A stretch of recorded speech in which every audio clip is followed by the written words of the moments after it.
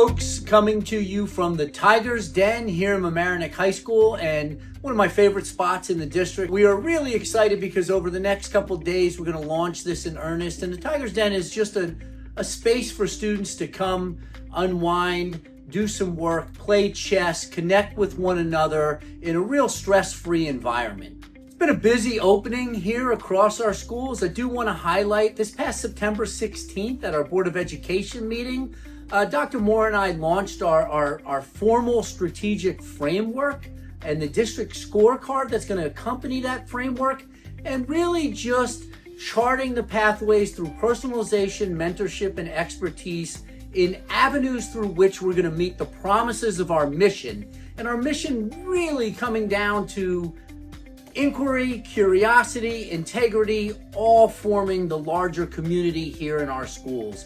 I encourage everyone to take a look at that September 16th presentation on the strategic framework, and know that we'll be putting out some resources on our website, including a one-pager that details the strategic framework in really simplified terms. And I want to take a few moments to share the impact of last year's budget on this year's work. So our community was gracious enough to approve an override in our district here, and we were able to add a number of items across the district, including faculty and staff and programs that I think have really taken off here in the first couple weeks of school. First and foremost, at the high school, the additional staff that we were able to add here have universally brought down some of our largest class sizes in the district. So we're grateful for that. We've seen a drop in overcrowded classrooms, more manageable class sizes here, particularly across the science and mathematics courses here at Mamaroneck High School. We've also, for the first time, run a few new courses here at the high school, including 6 sections of AP Psychology, so allowing well over about 120 students to take advantage of that opportunity. And we're also running our Advanced Placement Cybersecurity course for the first time here, and that is a fully enrolled class as well. That's all thanks to the public support and this community's gracious support of our budget. Some exciting changes at the high school as well. In the guidance area, we added an additional guidance counselor to reduce our caseloads, to keep our caseloads in line with the average here across Westchester County. We also, with the generous support of an MSF grant for the first time this past summer, ran a college boot camp where over 60 students were able to complete the majority of their college application processes as they were rising seniors before September 1. Some of the additions at the middle school level include a new assistant principal, primarily responsible for overseeing academic interventions for all students, ensuring that our transition processes from 5 to 6 and 8 to 9, which we spent an inordinate amount of time on the past couple years to improve, are sustainable and are really embedded across the building itself. That position will help to ensure that all of the deep work we've done for our teaming structure is maintained. And so allowing our teams the appropriate time and the schedule and the oversight in a structured environment to make sure that we are capturing across the teams all of our student needs in really meaningful and impactful ways.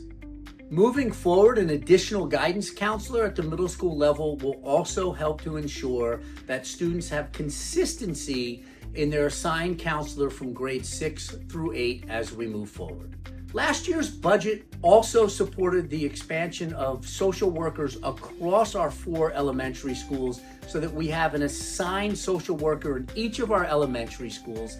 In addition to that, the budget ensured that we expanded our school security to ensure that we had 2 security guards at each of our elementary schools.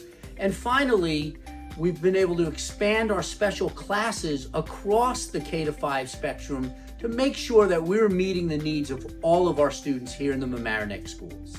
The 25-26 budget also supported the purchase of a data warehousing system that is going to allow us to track more detailed and specific information about all of our students and relative to their achievement, their strengths, their needs, And we'll be sharing that out at board meetings in the coming months in terms of what some of those data dashboards look like, how we're planning to put that information at the fingertips of our awesome faculty and staff, and how we're going to help parents learn more about their students' strengths and needs across the district. And I'm just highlighting some of the things that this budget has enabled the district to do and allowed us to meet those expectations of personalization, mentorship, and expertise across our schools.